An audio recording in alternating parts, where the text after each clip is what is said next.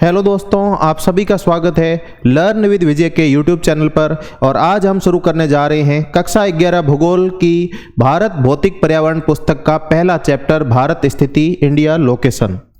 तो जो यह कक्षा 11 की भूगोल की जो पुस्तक है, यह सभी प्रतियोगी परीक्षाएं, चाहे वो IAS हो, RS हो, असिस्टेंट प्रोफेसर जियोग्राफी हो, या फिर स्कूल व्याख्याता भूगोल हो, या फिर सेकंड ग्रेड थर्ड ग्रेड के विद्यार्थी जो तैयारी कर रहे हैं भूगोल में, उनके लिए भी यह लाभदायक सिद्ध होगी।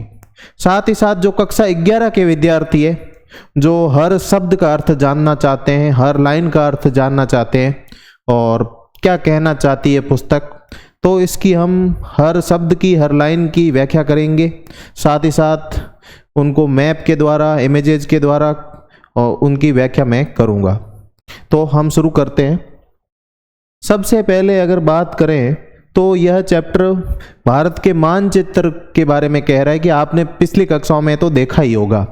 तो उस चैप्टर में जो पिछली कक्षाओं के चैप्टर में देखते हो तो आप मैप देखते हो, तो मैप में क्या है, उसका अक्षांशीय और देशांतरी विस्तार की ये बात करता है कि उत्तर से दक्षिण तक कितना है और पूर्व से पश्चिम तक कितना है। तो सबसे पहले अगर हम मैप देखें तो मैप में जो हमारा अक्षांशीय विस्तार यानी कि लैटिट्यूडनल एक्सटेंट है, लैटिट्यूडनल एक्सटेंट दो तरीके से है। एक तो जो मुख्य भूमिका है वो हमारे जो कन्याकुमारी से शुरू होता है 8 डिग्री 4 मिनट से, तो कैप कॉमेरीन कहते हैं इंग्लिश में। कोई भी जो सबसे समुद्र की ओर निकला हुआ हिस्सा होता है उसे अंतरीप या इंग्लिश में कैप कहते हैं। जैसे cap of good hope, Cape Town, या फिर कैप कॉमेरीन या कन्याकुमारी अंतरीप। तो कन्याकुमारी अंतरीप से लेके लद्दाख के सबसे उत्तरतम पॉइंट तक जाता है। तो 8 डिग्री 4 मिनट से लेके यह 37 डिग्री 6 मिनट तक जाता है। ये मुख्य भूमि है। और संपूर्ण भारत की बात करें तो संपूर्ण भारत का जो एक्सटेंट है उसमें अंडमान निकोबार द्वीप समूह भी शामिल है, तो वो मुख्य भूमि से थोड़े से अलग है। तो मुख्य भूमि से अलग है तो ये थोड़ा इससे नीचा है। तो ये है 6 डिग्री 45 मिनट उत्तर। तो 6 डिग्री 45 मिनट उत्तर से लेके 37 डिग्री 6 मिनट तक भारत का जो अक्षांशीय विस्तार है, लैटिट्यूडनल एक्सटेंट है। तो 6 डिग्री 45 मिनट पे क्या है, इंदिरा पॉइंट है, और 37 डिग्री 6 मिनट पे लद्दाख का उत्तरी कोई पास है। ये इंदिरा कॉल नहीं है। ज़्यादातर किताबों में आपको कहीं पे जो उत्तरी पॉइंट है वो इंदिरा कॉल देखने को मिलता है। इंदिरा कॉल है वो जो सियाचिन ग्लेशियर है वहाँ है, वो लगभग 35 डिग्री के आसपास है। 37 डिग्री जो अभी पाकिस्तान अधिकृत जो कश्मीर के अंदर है वहाँ पर है, उन्होंने जो अनधिकृत रूप से हमारे कब्जा किया हुआ है वो पॉइंट है। वहीं बात करें हमारे देशांतरी विस्तार की, ये तो अक्षांशीय विस्तार था। अक्षांशीय विस्तार को हमें दो तरीके से देखना है। एक तो अक्षांश से अक्षांश कितना है, तो अगर देखें तो 8 डिग्री से लेके 37 डिग्री तक देखते हैं तो लगभग कितना होता है, 29 डिग्री होता है। और वहीं देखें 68 डिग्री से लेके 97 डिग्री हमारा देशांतरी विस्तार, तो देशांतरी विस्तार लॉन्गिट्यूडनल एक्सटेंट, तो वो भी लगभग 29 डिग्री होता है। मान लेते हैं कि दोनों लगभग 30 डिग्री है। तो इतना विस्तार है हमारा। अब इसका एक तो देखना है डिग्री में, विस्तार देखना है डिग्री मिनट में, और दूसरा विस्तार देखना हमारे किलोमीटर में। तो इसका किलोमीटर होता है 3214 किलोमीटर उत्तर से दक्षिण है। जो मुख्य भूमि का विस्तार है वो होता है हमारा 3214 किलोमीटर। वहीं अगर बात करें पूर्व से पश्चिम, जो गुजरात से लेके अरुणाचल प्रदेश के जो अंजा डिस्ट्रिक्ट का कोई एक गांव है वहां तक है, सर क्रीक गुजरात से लेके जो अंजा डिस्ट्रिक्ट का एक, अरुणाचल प्रदेश के अंजा डिस्ट्रिक्ट का एक गांव है वहां तक है। तो 68 डिग्री 7 मिनट पूर्व से लेके 97 डिग्री 25 मिनट पूर्व तक स्थित है। और इसकी जो लंबाई की बात करें तो 2933 किलोमीटर है। अब लगभग ये दोनों 29 डिग्री है, फिर भी इन दोनों में डिफरेंस है 3214 किलोमीटर और 2933 किलोमीटर। ये डिफरेंस क्यों आया, इसके बारे में पुस्तक चर्चा करती है। आगे ये चर्चा कर रही है कि यदि आप भारत के अक्षांशीय और देशांतरी विस्तार की गणना करें तो ये लगभग 30 है। तो अपन मान लेते हैं कि भाई 29 है, फिर भी ये दोनों 3214 किलोमीटर और 2933 किलोमीटर, इन दोनों में अंतर आने का क्या कारण है? तो अंतर के लिए आपको प्रैक्टिकल जियोग्राफी की जो 11वीं की पुस्तक है उसे पढ़ना है। तो उसमें अगर लिखा हुआ है कि जो अक्षांश रेखाओं के मध्य दूरी है वो लगभग 111 किलोमीटर होती है। हालांकि उसमें भी थोड़ा सा अंतर होता है, 111 किलोमीटर से थोड़ी कम होती है अक्षांश रेखा, जो भूमध्य रेखा है 0 डिग्री अक्षांश रेखा, और जैसे जैसे ध्रुवों की ओर जाते हैं तो 111 डिग्री पॉइंट कुछ हो जाती है, 111.5 समथिंग कुछ हो जाती है। कहाँ पे? पोल के नज़दीक। तो ये लगभग 111 किलोमीटर होती है। वहीं अगर देशांतरी रेखाओं की बात करें तो देशांतरी रेखाओं में आप देखते हैं कि जो पृथ्वी पर देशांतरी रेखाएं हैं वो ऊपर जाके एकदम गुच्छित हो जाती है, यानी उनकी डिस्टेंस है बिल्कुल कम होती जाती है। ऐसे देशांतरी रेखाएं देखेंगे तो ऊपर जाके ये सारी की सारी मिल जाती है, तो मिलने की वजह से इनकी दूरियां हैं कम होती जा रही है। तो भारत में भी अगर भारत का नक्शा देखें तो भारत के नक्शे में भी हम जैसे जैसे ऊपर की ओर जा रहे हैं तो देशांतरी रेखाएं क्या है? छोटी होती जा रही है। तो जो भूमध्य रेखा के पास तो इसकी जो लंबाई है वो भी 111 किलोमीटर का फर्क है दो देशांतर रेखाओं के मध्य, पर जैसे जैसे ऊपर की ओर जाते हैं ध्रुव के पास ये 0 डिग्री हो जाती है। तो इस वजह से ये अंतर आया। ये आप भले ही जो अक्षांश देशांतर वाला चैप्टर पढ़ेंगे तो भी आपको समझ में आएगा। दूसरा जो इस चैप्टर में एक बात तो ये हो गई कि भाई इसका विस्तार हमने अच्छे से देख लिया। इसके अलावा अगर हम बात करें तो भारत का जो सीमा अंतर्गत क्षेत्र है वो 12 समुद्री मील तक फैला हुआ है। तो कोई भी अगर देश होता है उस देश में जो स्थलीय जो सीमा होती है वो तो बाउंड्री बना लेती है किसी दूसरे देश के साथ, पर जो सागरीय सीमा होती है, सागरीय सीमा के कुछ नियम होते हैं, समुद्र के कुछ नियम होते हैं। आपने कभी देखा होगा कि भाई श्रीलंका के मछुआरे भारत ने पकड़े या भारत के मछुआरे श्रीलंका ने पकड़े, तो समुद्र में भी कुछ हमारी सीमाएं होती है। तो उन सीमाओं को अगर हम देखें तो जो हम तट से सीधी रेखा खींचते हैं तो जो अंदर की ओर जो मुख किए हुए हिस्से हैं वो इंटरनल वाटर में आ जाते हैं, आंतरिक जल में आ जाते हैं, और जो आंतरिक जो ये बाहर वाली रेखा है इसको हम बेस लाइन या आधार रेखा कहते हैं। इस आधार रेखा से हम 12 नॉटिकल माइल, कितना? 12 समुद्री मील अगर जाते हैं तो ये हमारा जो टेरिटोरियल सी हो गया, ये हमारे जो सीमा अंतर्गत क्षेत्र हो गया, ये हमारी सीमा में, इसके अंदर आने के लिए परमिशन लेनी होगी किसी भी जहाज के लिए। ये हमारी टेरिटरी के अंदर है और हमारी टेरिटरी के अंदर कोई घुसेगा तो हमारे से परमिशन लेनी पड़ेगी। तो ये 12 नॉटिकल मील का जो सीमा होती है ये टेरिटरी में होता है। फिर उससे 12 मील अगले होते हैं, वो होता है जिसको बोलते हैं कंटिजियस जोन। कंटिजियस जोन मतलब एक तरह से संलग्न क्षेत्र हो गया एक तरह से।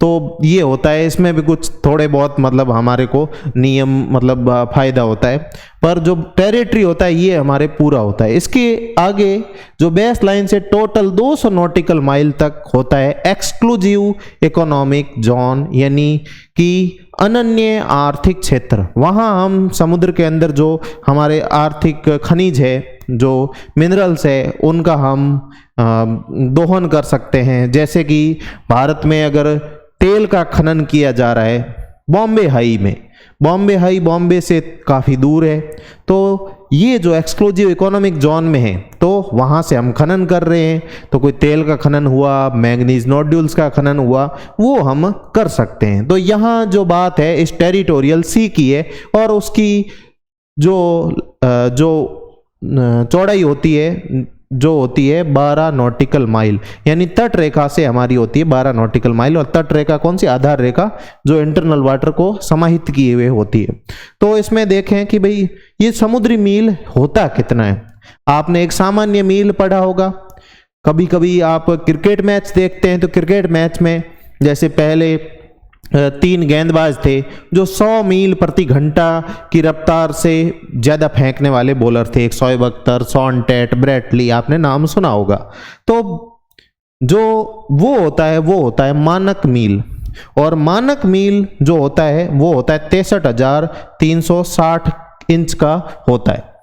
अब इस मानक मील को अगर कन्वर्ट करें किलोमीटर में तो इसकी लगभग जो दूरी आती है वो आती है 1.6 किलोमीटर। इसको एक्यूरेटली अगर हम करें तो एक्यूरेटली ये आता है 1.609 किलोमीटर। किताब वालों ने इसको गलत लिखा है।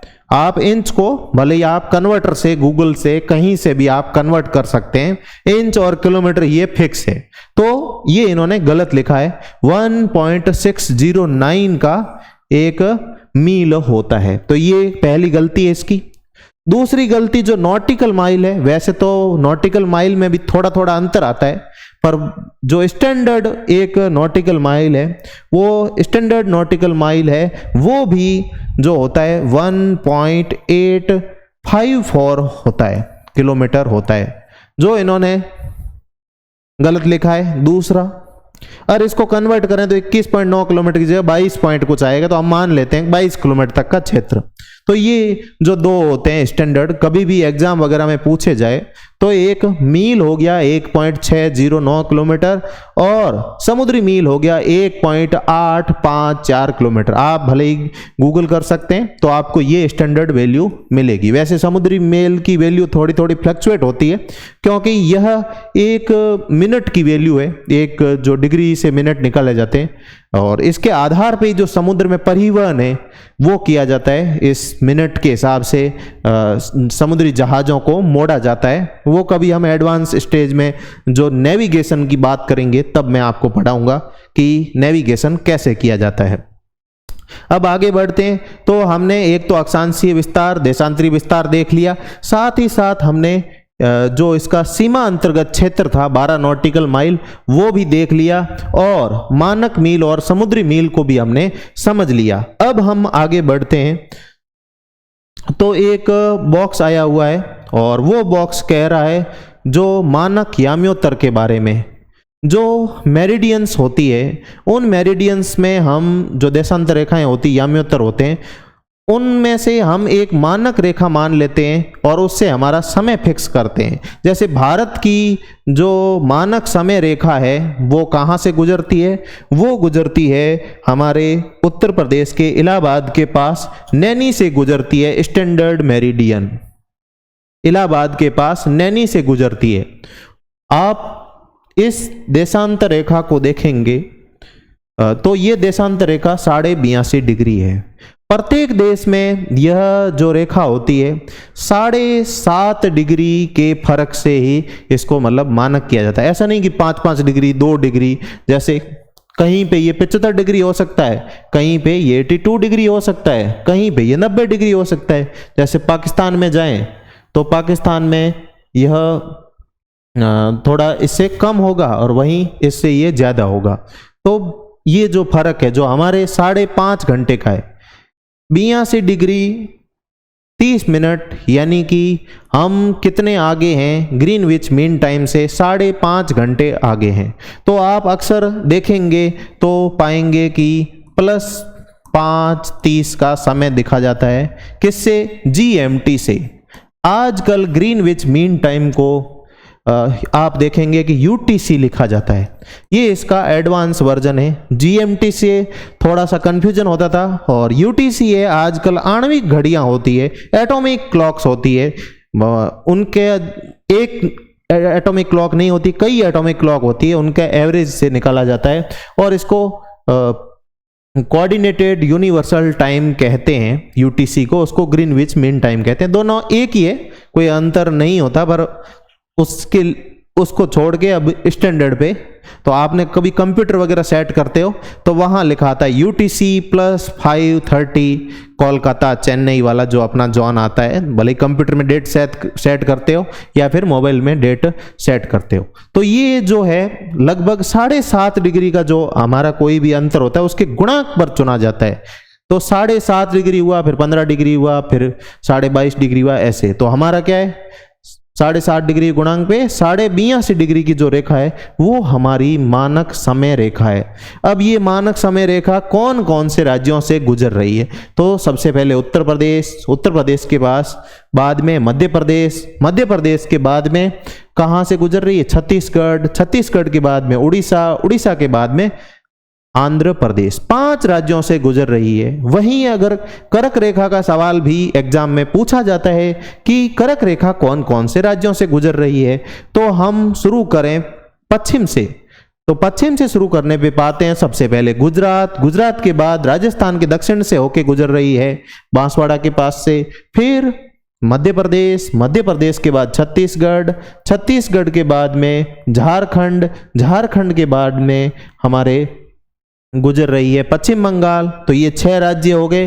फिर बांग्लादेश के बाद में त्रिपुरा, और त्रिपुरा के बाद में मिजोरम। 8 राज्यों से गुजर रही है। तो इन 8 राज्यों के नाम याद करने, जो कर्क रेखा और जो देशांतर जो मानक समय रेखा है 82.5 डिग्री, उसके 5 राज्यों के नाम भी आपको कंपटीशन एग्जाम के लिए याद रखने हैं। अब हम आगे बढ़ते हैं। तो सबसे पहले तो ये लाइन क्या कह रही है कि 7.5 डिग्री पे गुणांक चुना जाता है और भारत का है 82.5 डिग्री, ये हमने देख लिया। तो ग्रीनविच मीन टाइम से हमारा 5.5 घंटे आगे है। कुछ ऐसे देश होते हैं जहां पे क्या होता है, जहां पे ये जो एक्सटेंट है, देशांतरीय विस्तार है, वो बहुत ज्यादा होता है। जैसे रूस, रूस बहुत कहां से कहां तक फैला हुआ है। तो इतना लंबे विस्तार में अगर एक ही समय रखें तो कहीं पे दिन होगा और कहीं पे रात होगी। तो रूस के अंदर टोटल 11 जोन है, टोटल 11 समय के जोन है, 11 टाइम जोन में बांटा हुआ है। इसी तरह ये एग्जाम्पल में कह रहा है कि अमेरिका, यूएसए के अंदर कितने हैं? यूएसए के अंदर 6 ऐसे कटिबंध है, 6 टाइम जोन है। तो ये बात हमारे इस पैरा की कंप्लीट हो गई। तो ये इन्होंने ध्रुवों की ओर जाते हैं, तो ये जो अंतर वाली बात है ये मैंने आपके स्पष्ट कर दी है कि अक्षांश रेखाओं में अंतर है वो वैसा ही रहता है, और देशांतर रेखाओं में ऊपर जाते बिल्कुल मिल जाती है और मिलने पे 0 हो जाएगा। तो इस वजह से वो अंतर आ रहा है। अब है अक्षांश रेखाओं के मान से ज्ञात होता है। अब अक्षांश रेखाओं को देखें, अक्षांश रेखाओं को देखते हैं तो हम क्या पाते हैं कि भारत का जो दक्षिणी हिस्सा है वो है उष्ण कटिबंध में। तो जैसे ये भारत का दक्षिणी हिस्सा है, ये दक्षिणी हिस्सा किससे दक्षिण में कह रहे हैं? 23.5 डिग्री रेखा से। कौन सी रेखा से कह रहे हैं? 23.5 डिग्री, यानी कि कर्क रेखा, 23 डिग्री 30 मिनट। तो 23 डिग्री 30 मिनट से नीचे जो होता है वो उष्ण कटिबंध में आता है। तो उष्ण कटिबंध की अगर बात करते हैं तो जैसे ये 0 डिग्री है, और 0 डिग्री के बाद में ये जो 23.5 डिग्री रेखा, और इधर 23.5 डिग्री रेखा, 23 डिग्री 30 मिनट, 23 डिग्री 30 मिनट, ये नॉर्थ हो गया और ये साउथ हो गया। इसके बीच में जो जोन आता है वो उष्ण कटिबंध या फिर ट्रॉपिकल जोन आता है। इसमें गर्मी ज्यादा पड़ती है, सूरज की किरणें सीधी पड़ती है। इससे ऊपर जाते हैं तो हमारे शीतोष्ण कटिबंध आ जाता है, और फिर आ जाता है शीत कटिबंध आ जाता है। तो ये हो गया हमारा शीतोष्ण कटिबंध, और जो इधर और इधर हो गया हमारा शीत कटिबंध।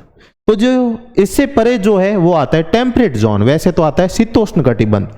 और अगर हम हमारे पुस्तक की बात करें तो सबसे पहले बात कर रहा है कि जो दक्षिणी हिस्सा है वो ट्रॉपिकल जोन में है, उष्ण कटिबंध में। बिल्कुल बात सही है। उत्तरी हिस्सा है वो उपोष्ण कटिबंध में है, या तो उपोष्ण कटिबंध यानी कि सब ट्रॉपिकल, और दूसरा कोष्ण शीतोष्ण कटिबंध, वार्म टेम्परेट जोन में आता है। कैसे? जैसे ट्रॉपिकल से ऊपर जैसी थोड़ी सी ट्रॉपिकल जैसी रहती है, मतलब ट्रॉपिकल से थोड़ी तेज कम हो जाती है, पर शीतोष्ण जैसा गुण नहीं आ रहा है, इस वजह से उस इलाके को उपोष्ण नाम दिया गया। इसको सब ट्रॉपिकल दिया गया। ट्रॉपिकल जैसा तो नहीं है, पर ट्रॉपिकल जैसा गुण है, पर थोड़ा शीतोष्ण का भी आ रहा है, पर शीतोष्ण जैसा भी नहीं है, इसलिए इसको कहा गया उपोष्ण की कैटेगरी में रखा गया। ये भारत की उपमहाद्वीपीय जलवायु के कारण है। भारत के ऊपर हिमालय आ जाता है तो जो शीत हवाओं से वो हमारे रोक लेता है, इस वजह से इतनी ठंड नहीं हो पाती कर्क रेखा के ऊपर होने के बावजूद भी। तो इतनी ठंड नहीं हो पाती और गर्मी भी पड़ती है, तो हमारा जो इलाका हो गया वो हो गया उपोष्ण इलाका। तो या तो जो ऊपर वाला इलाका है वो किस में आता है, या तो आ रहा है वो उपोष्ण कटिबंध में आ रहा है, सब ट्रॉपिकल में आ रहा है, और या फिर किस में आ रहा है, कोष्ण शीतोष्ण। कोष्ण का अर्थ है वार्म। अब जो हमारा शीतोष्ण कटिबंध है इसको भी हमने दो भागों में बांट दिया। जो उत्तर में है वो थोड़ा सा कोल्ड है और नीचे वाला है वो वार्म है, जो भूमध्य रेखा की ओर है वो वार्म है। तो इसके लिए इन्होंने वर्ड लिख दिया कोष्ण। तो ये थोड़ा सा इतना ठंडा नहीं है जितने शीतोष्ण कटिबंध के दूसरे देश है। जो हिमालय वाला हिस्सा है तो कुछ हिस्सा हमारा किस में आता है, वाम शीतोष्ण कटिबंध में आता है। अब हम आगे चलते हैं तो देशांतरी विस्तार और भारत के लोगों पर इसके प्रभाव का अध्ययन करें। इस पे आगे एक सवाल भी लिखा गया है।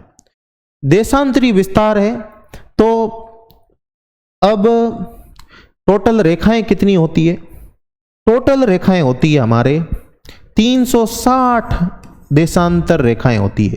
360 डिग्री वृत्त को हम 360 में बांटते हैं, और पृथ्वी घूमती है 24 घंटे में अपना एक चक्कर लगाती है, अपने ही अक्ष पर 24 घंटे में घूमती है।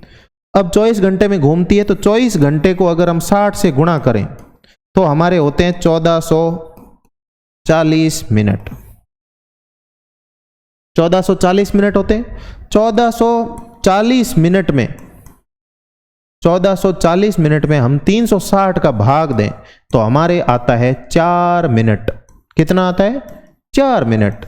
यानी एक देशांतर से दूसरे देशांतर में 4 मिनट का अंतर होगा। यानी कि अरुणाचल प्रदेश के सुदूर गांव और गुजरात के जो सुदूर हिस्सा है, पूर्व और पश्चिम के जो दोनों सुदूर हिस्से हैं, उनमें लगभग कितना हमारा गैप है, कितना 30 देशांतर रेखाओं का है। तो 30 देशांतर रेखाओं की वजह से 30 × 4 यानी कि 120 मिनट का अंतर, यानी कि 2 घंटे का अंतर हो गया। तो 2 घंटे पहले सूर्य उदय होगा अरुणाचल प्रदेश में बजाय गुजरात के, और 2 घंटे पहले ही सूर्य अस्त हो जाएगा।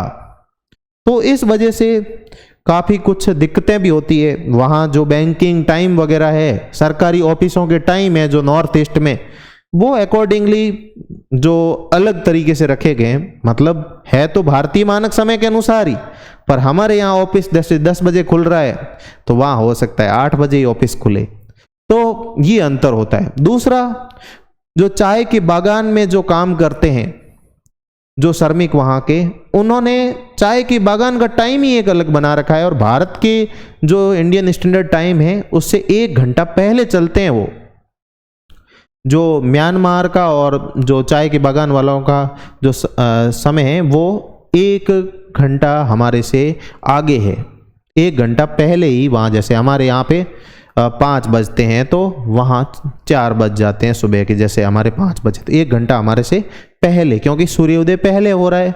तो दैनिक क्रियाएं और उस सबसे जो हमारा क्या है, सूर्य की जो रोशनी है, जो दैनिक हमें रोशनी मिलती है, इसका हम कैसे उपयोग करें। अगर कोई भी श्रमिक है तो वो वैसे काम करेगा। वर्किंग आवर हमेशा डे लाइट में होते हैं, तो डे लाइट जल्दी सूर्य उदय हो रहा है तो अर्ली आवर में काम 8 बजे ऑफिस खोल दो। अब जैसे यहाँ पे कभी 5 साढ़े 5 बजे दिसंबर में, जैसे राजस्थान के जो सुदूर इलाका है वहाँ पे दिसंबर का महीना है तो 5 साढ़े 5 बजे सूर्य अस्त हो जाता है, तो वहाँ 2 घंटे पहले होगा। तो समझ लीजिए कि 3:30 बजे सूर्य अस्त हो जाता है। तो आप कल्पना कीजिए, एक समय जोन बनाने की कुछ वजह थी, क्योंकि हमारा ट्रांसपोर्ट, हमारा जो परिवहन व्यवस्था है, रेल की, बसों की, लोग नहीं समझ पाते। उस समय अगर हम लागू कर देते तो बड़ा कन्फ्यूजन होता कितने बजे बस आने वाली, क्योंकि इतने पढ़े लिखे नहीं थे। पर धीरे धीरे जैसे हम बढ़ रहे हैं, साक्षरता हमारी बढ़ रही है, तो हो सकता है आने वाले समय में हम कुछ और टाइम जोन भी देखें। हालांकि अब जैसे जैसे हम पढ़ रहे हैं तो हमें मतलब जैसे हमने सहूलियत के हिसाब से वहाँ ऑफिस आवर्स है वो अलग कर लिए, समय जोन वही रखा, पर वो लोग जैसे अपना जल्दी उठते हैं, काम करते हैं, हम उसके अकॉर्डिंगली उठते हैं। तो इस वजह से मतलब हम इसको चेंज नहीं कर रहे हैं और थोड़ी सहूलियत भी है, पर कहीं कहीं बड़ी दुविधा भी है। उस समय जॉन को पहले मांग भी होती थी, पर आजकल इतनी मांग नहीं हो रही है। तो ये इसके प्रभाव देखने को मिल रहे हैं। इन्होंने कहा देशांतरी विस्तार के क्या प्रभाव देखने को मिल रहे हैं।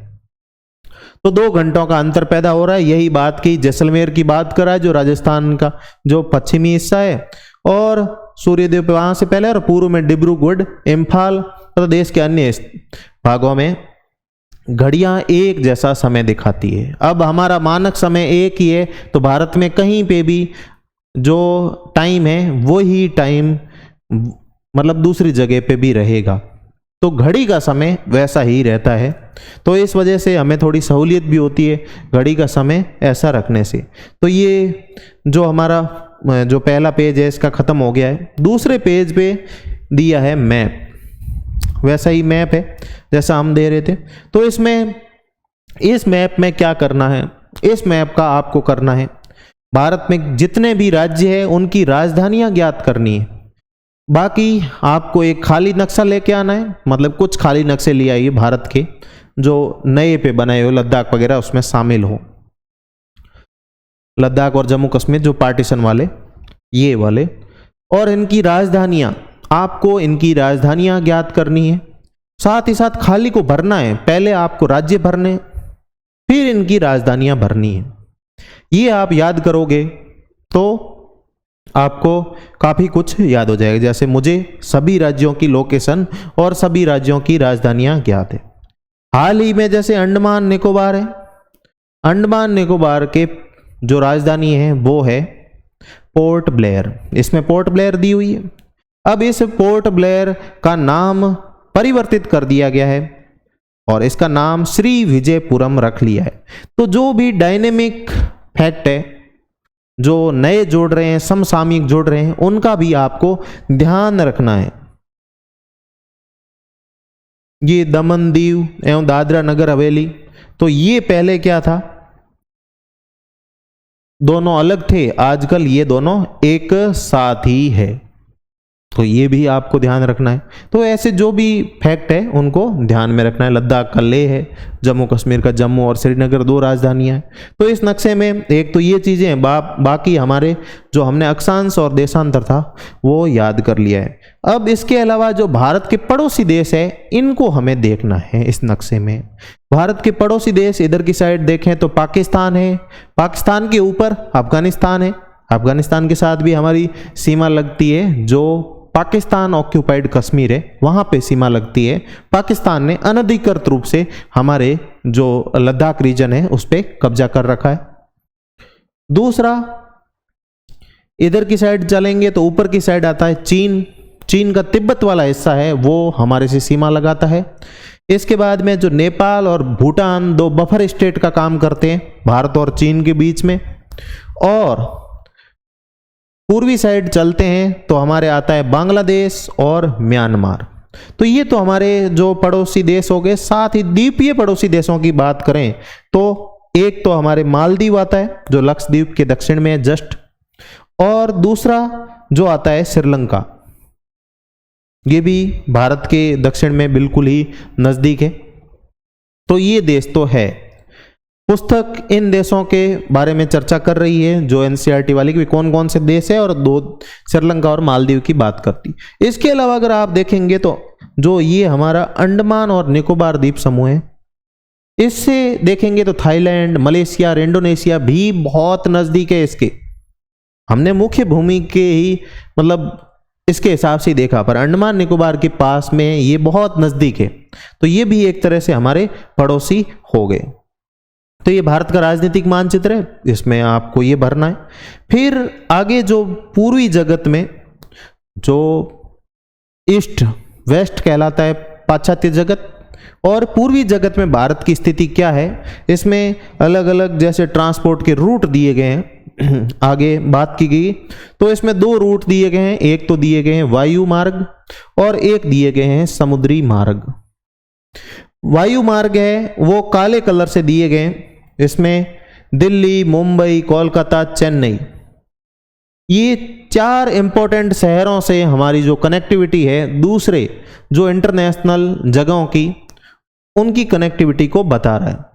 तो दिल्ली का अगर देखें तो हमारी जैसे ईरान के साथ, ईरान के बाद सीरिया और यूरोप से लगातार, फिर मुंबई की फिर सीरिया और यूरोप के साथ, मुंबई की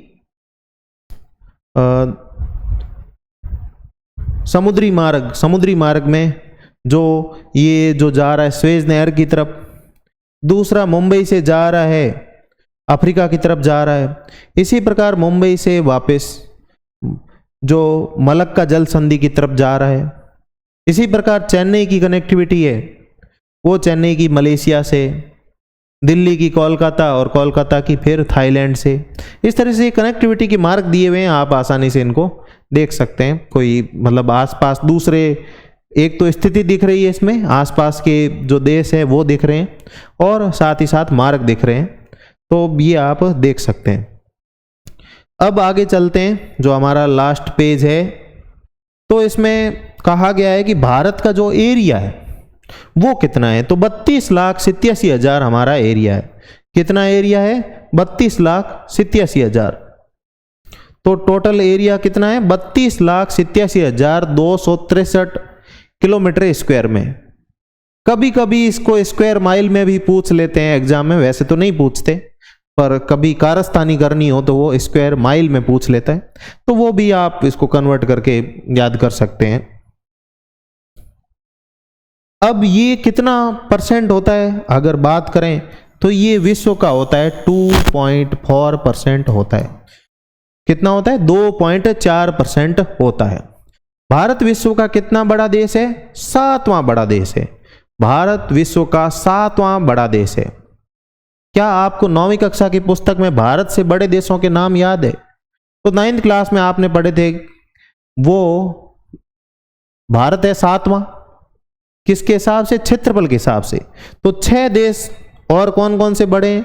तो 6 देश हम देखें तो सबसे पहला बात करें तो रूस सबसे बड़ा है।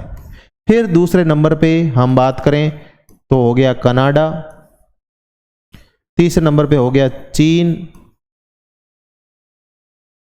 चौथे नंबर पे हमारा हो गया United state of America, 5 number पे ब्राजील और छठे नंबर पे हो गया ऑस्ट्रेलिया। तो इस तरीके से 6 देश हमारे से बड़े हैं और 7वें नंबर पे भारत का नंबर आता है। रूस का हिस्सा तो बहुत बड़ा है। अब हम आगे बात करते हैं आकार की। भारत की जो शेप है वो कैसी है? तो भारत के आकार ने इसे विशिष्ट भौतिक विविधता प्रदान की और भारत की एक विशिष्ट आकृति है, विशिष्ट आकार है, और उसकी वजह से इसमें क्या है, हमें बहुत भौतिक रूप से बहुत विविधता देखने को मिलती है। और जैसे हम कहते हैं भारत में विविधता में एकता भारत की विशेषता, तो विविधता में एकता भारत की विशेषता है और विविधता हमें मिलती है भारत के आकार की वजह से। और इसके आकार में देखें तो ऊपर की ओर ऊंचे पर्वत है, फिर पर्वतों के बाद हमारे पास कई नदियां हैं, गंगा, ब्रह्मपुत्र, महानदी, कृष्णा, गोदावरी, कावेरी, ऐसी कई नदियां हैं हमारे पास। फिर नॉर्थ ईस्ट, उत्तर पूर्व और दक्षिणी भारत में वनाच्छादित पहाड़ियां हैं और घने जंगलों से लदी हुई हमारे पहाड़ियां हैं। इसके अलावा मरुस्थल भी है हमारे पास में, थार का मरुस्थल जो रेत से अटा पड़ा है, मरुस्थली क्षेत्र, राजस्थान का जो पश्चिमी हिस्सा है वो। उत्तर में हिमालय पर्वत, उत्तर पश्चिम में हिंदू कुश। अब देखो भारत की जो उप महाद्वीपीय स्थिति के बारे में चर्चा हो रही है कि भारत के अगर नक्शे में देखोगे आप तो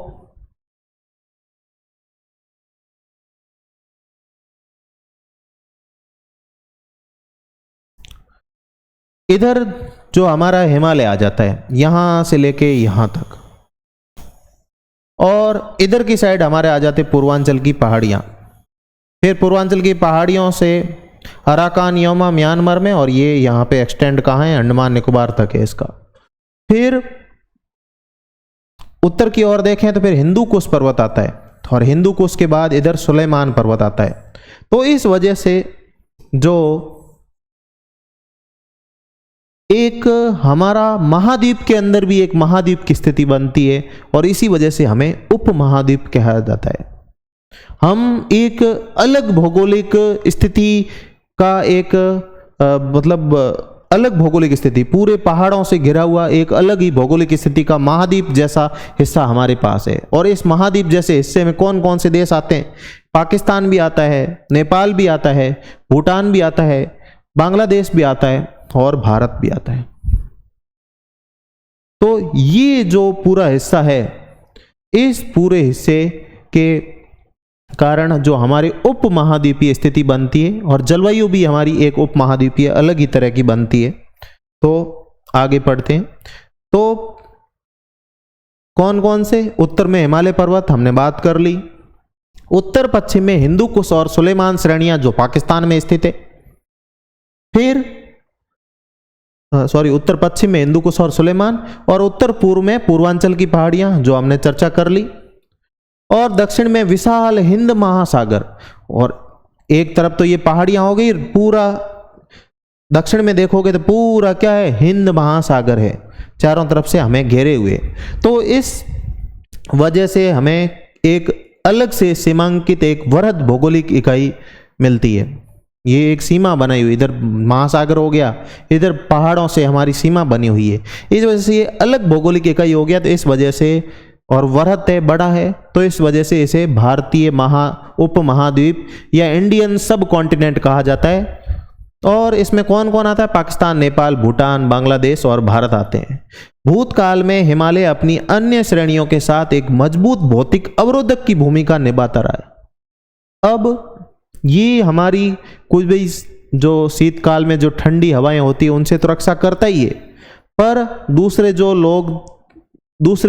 लोग थे उनसे भी रक्षा करता था। कोई भी शत्रु जब भारत पे आक्रमण करते थे तो वो इस भौगोलिक स्थिति को भेद नहीं पाते थे।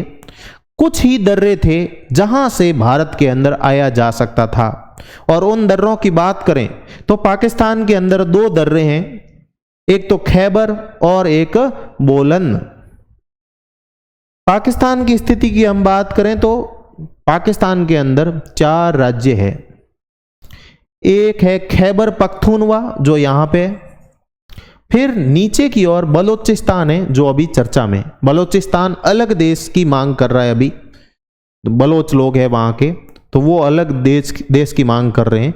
बलोचिस्तान का जो क्षेत्र है कुछ पाकिस्तान में है ज़्यादातर, कुछ ईरान में भी है, कुछ अफगानिस्तान में ही है। तो ये यहाँ पे जो खैबर पख्तूनवा में जो दर्रा है इंपॉर्टेंट है, वो खैबर दर्रा, खैबर पख्तूनवा राज्य, खैबर दर्रा। बलोचिस्तान राज्य, उसमें कौन सा दर्रा? बोलन दर्रा। इन 2 दर्रों के माध्यम से विदेशी लोग जितने भी आए, इन दर्रों के माध्यम से भारत में प्रवेश करना होता था। भले ही वो ट्रेड करने आए हो, भले ही आक्रमण करने आए हो, उन्हें इन दर्रों से होकर गुजरना पड़ता था। तो ये हमारे जो मिलिट्री चौक पॉइंट थे।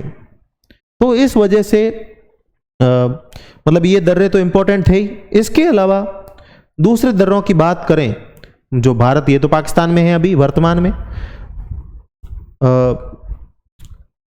छिपकिला दर्रा। छिपकिला दर्रा वो दर्रा है जिसमें से सतलज नदी बहती है, जो मानसरोवर के पास से जिसका उद्गम होता है। और हिमाचल प्रदेश में जो कौन सा दर्रा है? छिपकिला दर्रा है, जो महान हिमालय को काट के सतलज नदी, इसलिए महान हिमालय इतनी ऊंची श्रेणी को काटती है, इसलिए उनको पूर्ववर्ती नदी कहते हैं, एंटीसीडेंट रिवर कहते हैं। तो ये छिपकिला दर्रा कहाँ पे है? छिपकिला दर्रा, छिपकिला दर्रा है हिमाचल प्रदेश के अंदर है, हिमाचल प्रदेश के अंदर है, यहां से सतलज नदी आती है। फिर आगे जो दर्रा बात हो रहा है वो हो रहा है नाथुला, नाथुला सिक्किम के अंदर है। सिक्किम के अंदर दो दर्रे फेमस है, नाथुला और जेलेपला। तो नाथुला दर्रा और बोमडीला दर्रा है वो है अरुणाचल प्रदेश में। तो जो सिक्किम के अंदर है ये हो गया नाथुला, और यहां पे अरुणाचल प्रदेश के पश्चिमी हिस्से में लगभग वहां पे है बोमडीला। ये दोनों हिस्से किसको जोड़ रहे हैं? भारत को जोड़ रहे हैं तिब्बत से। तो यहां से भी ट्रेड होता था भूतकाल में, ये भूतकाल की बात कर रहा है। वर्तमान में भी इन दर्रों का बड़ा इंपॉर्टेंट है।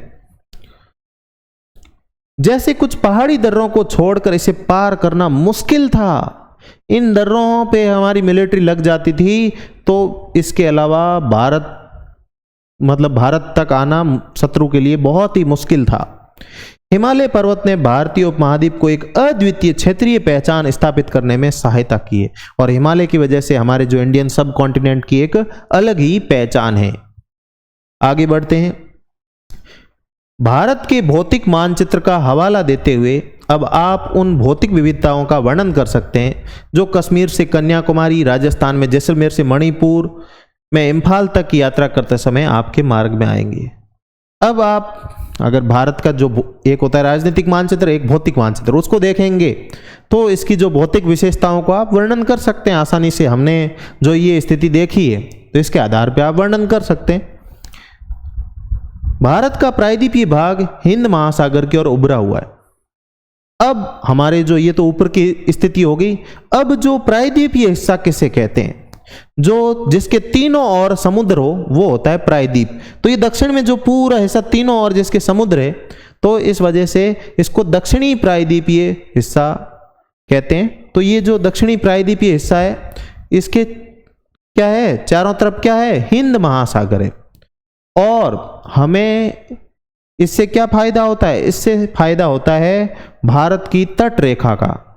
भारत की तट रेखा बहुत लंबी होने से हम कई बंदरगाह स्थापित कर सकते हैं। इसके माध्यम से हम व्यापार कर सकते हैं अन्य देशों के साथ। विशेषकर हमें जो भी व्यापार करना होता है तो 90% हिस्सा हमें जल परिवहन द्वारा करना होता है। जल परिवहन में क्या है, घर्षण कम होता है, लागत कम आती है, इस वजह से जल परिवहन सस्ता होता है।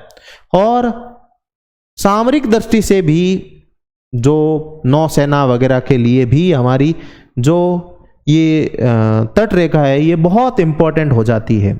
तो भारत की तट रेखा की लंबाई कितनी है?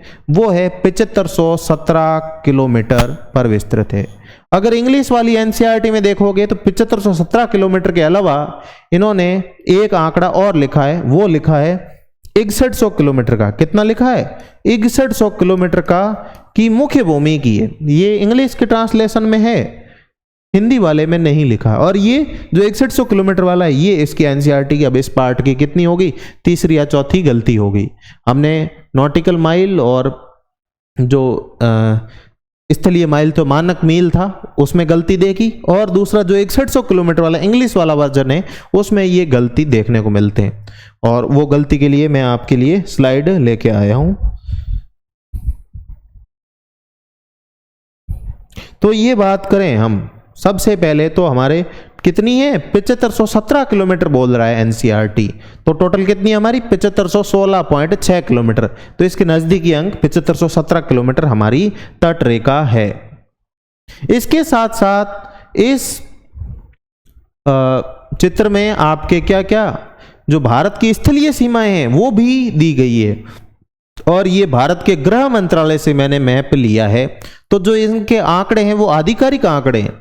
तो सबसे ज्यादा जो सीमा लगती है वो हमारी लगती है बांग्लादेश के साथ में 4096.7 किलोमीटर। तो कभी भी एग्जाम में सवाल आए कि भारत की सबसे ज्यादा स्थलीय सीमा किस देश से लगती है, तो वो लगती है बांग्लादेश से 4096.7। फिर हमारी जो दूसरी सीमा बात करें तो चाइना के साथ 3488 किलोमीटर, फिर पाकिस्तान के साथ में 3323 किलोमीटर, और इंडो अफगानिस्तान 106 किलोमीटर सबसे कम वाली, म्यांमार के साथ 1643 किलोमीटर, और नेपाल के साथ में 1751, कटी फटी है थोड़ी इसलिए 1751 किलोमीटर, और भूटान के साथ में 699 किलोमीटर। तो ये जो हमारी टोटल टोटल जो हमारी हो गई स्थलीय सीमा वो हो गई 15,106.7 किलोमीटर। ये गृह मंत्रालय से ली गई है। तो गृह मंत्रालय की साइट पे सबका कहा गया, सबसे कम अफगानिस्तान और सबसे ज्यादा बांग्लादेश। इस तरीके से इनको अवरोही क्रम में भी जमाया हुआ है, तो आप इनको देख सकते हैं। इसके अलावा जो हमारे 7517 किलोमीटर वाला है, तो 7517 किलोमीटर भाई जो लगती है, तो कौन से राज्य की कितनी लगती है। और मैं बोल रहा था 6100 किलोमीटर का आंकड़ा क्यों गलत है, तो 6100 किलोमीटर के आंकड़े को देखें।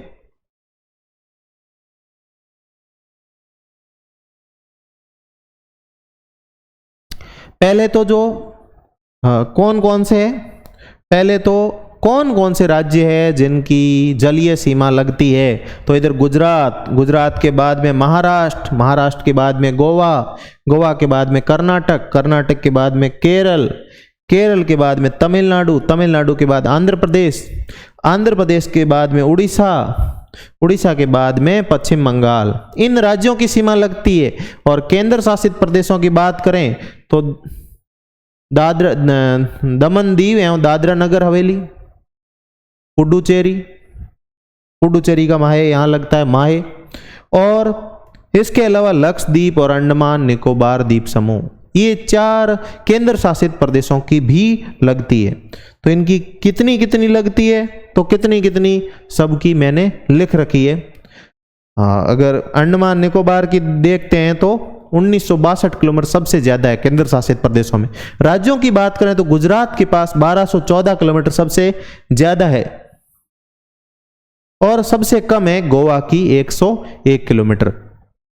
तो इनको आप अलग अलग राज्यों के आंकड़े को भी आप देख सकते हो। और वीडियो में अगर कोई आंकड़े नहीं दिख रहे हैं तो वीडियो को बढ़िया रिजोल्यूशन के साथ देखें, फुल एचडी के साथ में वीडियो को देखें। कहीं से वाईफाई ले लें, कहीं पे किसी का 5G है तो हॉटस्पॉट ले लें, तो फुल एचडी के साथ देखेंगे तो आपको ज़्यादा बेहतर लगेगा, सारे आंकड़े पढ़ने में आएंगे। मैंने ये सारे जो आंकड़े हैं ऑफिशियल साइट से लिए हैं। तो हमारी तट रेखा की बात होगी, स्थलीय रेखा, दोनों की बात होगी।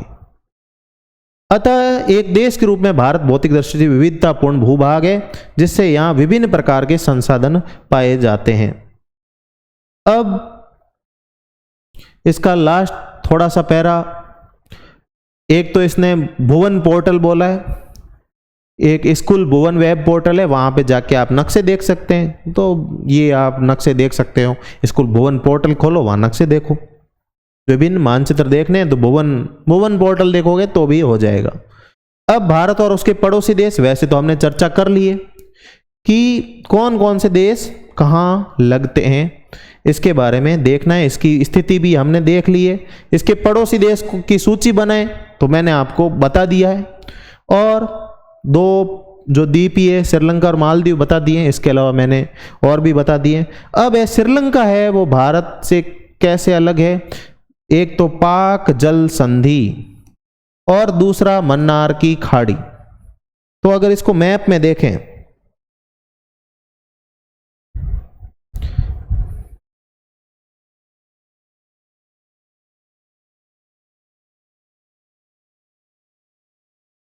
तो कोई भी 2 स्थल जो राशियां होती है, स्थल राशियों के बीच में संकड़ा जल मार्ग होता है, तो उसको बोलते हैं जल संधि।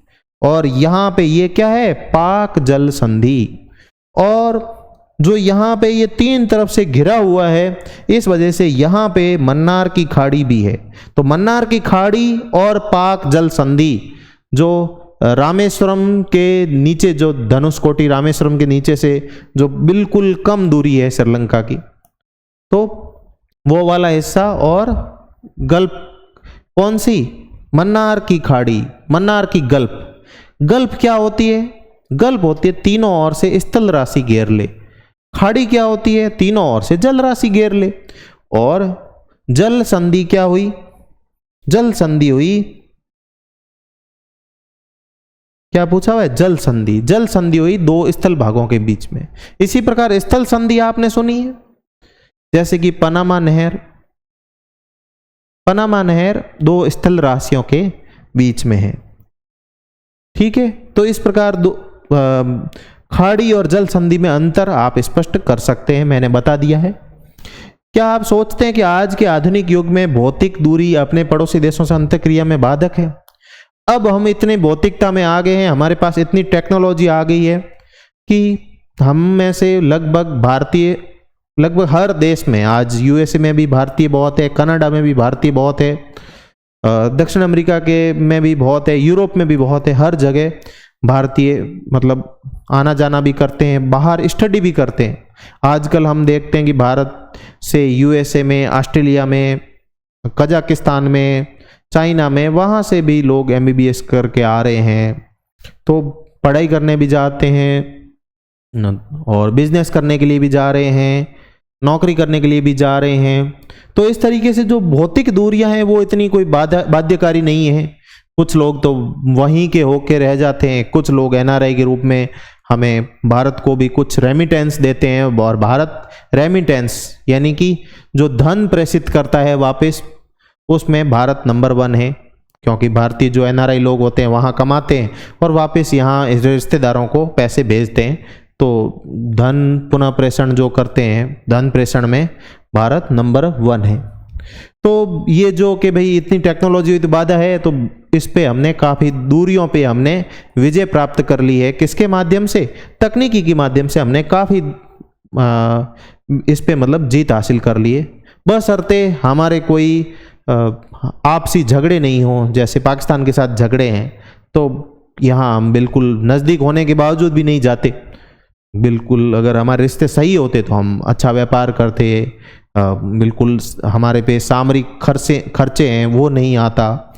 तो ये बात तो है। इसके अलावा ये स्कूल भवन पर मानचित्रों वाला ये बोला है, बिल्कुल यही बोला है। इस तरीके से ये पार्ट पूरा होता है। कुछ ऑब्जेक्टिव सवाल है, इनको सॉल्व कर लेते हैं ताकि थोड़ा सा आपको इस चैप्टर में से जो सवाल हो पा रहे हैं नहीं हो पा रहे हैं उसके बारे में पता रहेगा। तो पहला जो है उसमें कहा गया अक्षांशीय विस्तार, भारत की संपूर्ण भूमि की विस्तार।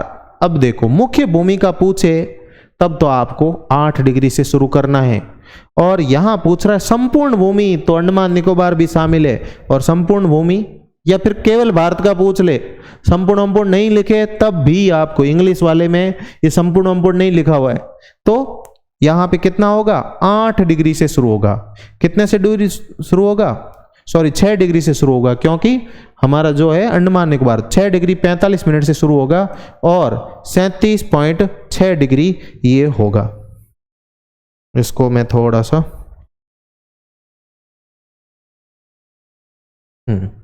तो ये हमारा जो राइट आंसर हो गया 6 डिग्री और 6 डिग्री 45 मिनट उत्तर से लेके 37 डिग्री 6 मिनट उत्तर हो गया। दूसरा है किस देश की भारत के साथ सबसे लंबी स्थलीय सीमा है? देखो पाठ के अंदर नहीं दिया हुआ है पर हमें ये ढूंढना है, तो हमारी थी बांग्लादेश, तो मैंने सारे आंकड़े आपको संकलित करके दे दिए हैं। निम्नलिखित में से कौन सा देश क्षेत्र में भारत से बड़ा है? मैंने इसकी लिस्ट दी थी अभी, तो इसमें कौन सा बड़ा है? चीन बड़ा है। फिर निम्नलिखित याम्योत्तर में से कौन सा भारत का मानक याम्योत्तर है? तो ये 82.5 डिग्री जो पूर्व वाला है ये हमारे क्या है? इंडियन स्टैंडर्ड टाइम है। इसके अलावा लास्ट सवाल, अगर आप सीधी रेखा में राजस्थान से नागालैंड की यात्रा करेंगे तो कौन सी नदियों को आप पार नहीं करेंगे? तो ये बिल्कुल श्योर वाली, तो बिल्कुल श्योर वाली जैसे सिंधु नदी है उसको हम पार नहीं करेंगे, ये ऊपर की ऊपर होके पाकिस्तान में चली जाती है। और हमारे यमुना पार कर सकते हैं, ब्रह्मपुत्र और गंगा तो पार हम करेंगे ही करेंगे, यमुना वैसे मिल जाती है बीच में। तो इस तरीके से ये हमारे ऑब्जेक्टिव सवाल हो गए। इसके अलावा अगर आपको इसके दूसरे जो ये सवाल है 30 शब्दों वाले, ये भी हम थोड़े से देख लेते हैं ताकि आपकी जैसे कोई मान लो लिखित वाला एग्जाम दे रहा है तो उसकी राइटिंग स्किल भी। तो क्या भारत को एक से अधिक समय की आवश्यकता है? यदि हाँ तो आप ऐसा क्यों सोचते हो? तो उनको थोड़ी दिक्कत होती है डे लाइट सेविंग की, तो उसका आप एग्जाम्पल दे सकते हो। बागान वालों ने अलग समय बना रखा है तो ये कह सकते हो। और दूसरा, अगर आप इसके विपरीत भारतीय मानक समय को एक ही रखने के बारे में कहो तो कहो इसमें सहूलियत होती है। और जहाँ जिन राज्यों में कोई मान लो एक राज्य है, वहाँ के जो ऑफिस आवर या वर्किंग आवर है वो वर्किंग आवर चेंज कर सकते हैं, पर घड़ियाँ एक रहती है। तो परिवहन वगैरह, किसी को फ़ोन कॉल कर रहे हैं तो इसमें काफ़ी कम्युनिकेशन, ट्रेड और उसमें काफ़ी हमें सहूलियत होती है। जैसे ट्रेन से हम, जैसे असम से हमारी ट्रेन गुजरात आ रही है तो इसमें इतना मिस कम्युनिकेशन हो जाएगा कि भाई कितने बजे रवाना हुई, कितने बजे बैठे, ये थोड़ा सा मतलब जब हम थोड़े से मतलब साक्षरता का स्तर इतना नहीं होता है तो उन लोगों को बड़ी दिक्कत हो जाती है। पढ़े लिखों को कोई दिक्कत नहीं होती क्योंकि रूस में 11 टाइम जोन है तो वो अपनी घड़ियां चेंज कर लेते हैं। अब हम अलग अलग जाके बार बार घड़ी चेंज करें, ये इतना पॉसिबल नहीं हो पाता, पर आजकल डिजिटल है तो अपने आप ही घड़ी का समय चेंज हो जाएगा। ये भी एक पहलू है। दूसरा है भारत की लंबी तटरेखा के क्या प्रभाव है। तो लंबी तटरेखा के प्रभाव हमने देखे भाई, इसमें एक तो हमारे को क्या है, एक्सक्लूसिव इकोनॉमिक जोन हमें मिल जाता है, हम खनन कर सकते हैं समुद्र के अंदर। दूसरा, हमारी व्यापार नौ परिवहन में हमारे को मदद मिलती है, हम बंदरगाह वगैरह से। सामरिक दृष्टि से हमें मदद मिलती है नौसेना के माध्यम से। और हिंद महासागर में हमारी एक विशेष स्थिति है। हिंद महासागर पर हम मतलब जो हिंद महासागर का नाम ही हिंद महासागर, जो इंडियन ओशियन है, वो इंडिया के नाम पे रखा गया है भारत की एक विशेष स्थिति होने के कारण। तो इसमें हम एक बहुत बड़ा रोल अदा करते हैं। तो लंबी तटरेखा के बहुत फायदे हैं। लोग तटीय इलाके हैं तो वहाँ पे लोग मछली पकड़ते हैं, जैसे ये भी एक संसाधन है, तो मछली उनका प्रमुख भोजन हो गया, उनका रोजगार हो गया। इसके अलावा देशांतरी फैलाव, इसके लिए भारत का देशांतरी फैलाव इसके लिए किस प्रकार लाभदायक है। अब देशांतरी फैलाव है वो किस प्रकार लाभदायक है। तो लाभदायक होने के संदर्भ में अगर हम देखें, जैसे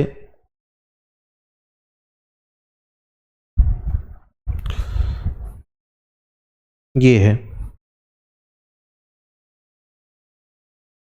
देशांतरी विस्तार, अगर लाभदायक देखें तो एक तो हम इधर वाले जो एशिया के दक्षिणी और पूर्वी जो देश है उनके साथ, आसियान के साथ जैसे अभी मीटिंग हो रही है तो उनके साथ हम एक कनेक्टेड है। दूसरा, यूरोप के साथ भी हम इधर से कनेक्टेड है।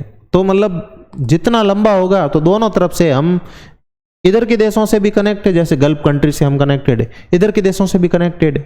तो जितना देशांतरी विस्तार है, कोई जहाज भी जा रहा है तो जहाज भी कहीं पे रुकेगा, जैसे श्रीलंका वगैरह में ये भरवाते हैं जहाज अपना तेल, या फिर भारत में भरवा के जाते हैं। तो ये जितना देशांतरी विस्तार ज़्यादा है, इस वजह से बीच में मतलब कोई भी दूसरा देश है वो हमारे पे थोड़ा सा डिपेंड रहेगा, तो ये फायदा हो गया। दूसरा, जितनी ज़्यादा ज़मीन है तो एरिया तो फायदा है ही। इसके अलावा ये वैसे कोई अच्छा सवाल नहीं था। फिर